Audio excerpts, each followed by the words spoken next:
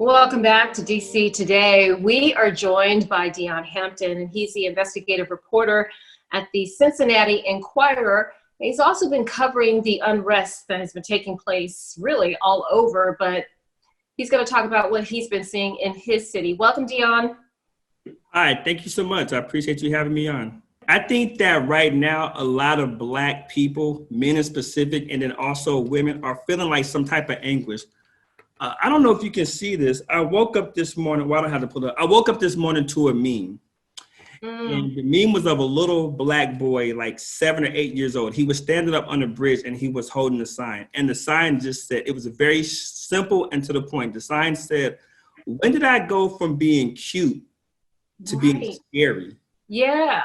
That to me is very profound because, you know, a lot of Black men these days feel like, wow, I can't go jogging in my neighborhood. I can't be asleep in my bed with my girlfriend and not have to worry about police kicking in my door. I can't even sell cigarettes outside of a convenience store without getting harassed by the NYPD or something like that. Or I can't live in my building in which I pay rent for and be in my apartment. Yeah, my door may have been unlocked, but then all of a sudden, you know, somebody says, oh, I mistook it for my apartment. Yeah, the situation in Dallas with the young Black guy who was home eating strawberry ice cream. And that Black minding his own business. We live in fear. I'm not saying me specifically, but I'm saying in general, Black men, like they live in fear. If you're tall, 6'4", 6'5", you're 250 pounds, all of a sudden you're a threat. Cincinnati is at max an hour and 10 minutes from Louisville, where this woman was gunned down. So whoever doesn't know the background on Breonna Taylor, she was on the front line of the coronavirus as an EMT worker, 26-year-old Black woman, doing everything she was supposed to do, risking her life every day. The police kicked in her door. They went in the wrong house. They kicked in her door with a no-knock warrant and shot her to death. They didn't even bother to call the police department ahead of time because the guy that they were looking for, not only did he live across town, but he was already in custody when they kicked in the door.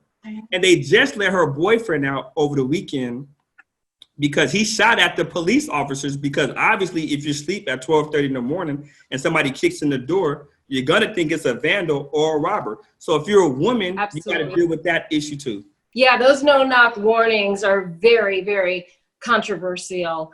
So what are you seeing in Cincinnati? And you're pretty new there too. You were in Jersey and in New York. And so, you know, what are you seeing in Cincinnati? I'm seeing a lot. So Cincinnati, as far as everybody knows what happened to George Floyd out of Minnesota. Okay, so there's protests across the country. We all got that, but they're here too in Cincinnati. Now, what you have to understand about Cincinnati, the city here is like 45% Black. In the suburbs, it's 50% Black. People are upset. I'm going to keep going back to that word anguish. So we had lots of protests over the weekend where they started off smoothly for the first 4 or 5 hours. And then like any other protest, when it creeps into the nighttime, when the sun drops, all of a sudden there's some type of big altercation with the police. We had hundreds of arrests over the weekend. Thank you, Deon, for your conversation, your insight, and being out there in the streets. And I know that you're going to have more reporting that you're going to bring us, and we look forward to each and every one of those. Stay safe out there. Yeah, as long as these protests are happening in Cincinnati, I'm going to be on the scene trying to uncover everything that's going on. I appreciate you having me on your show.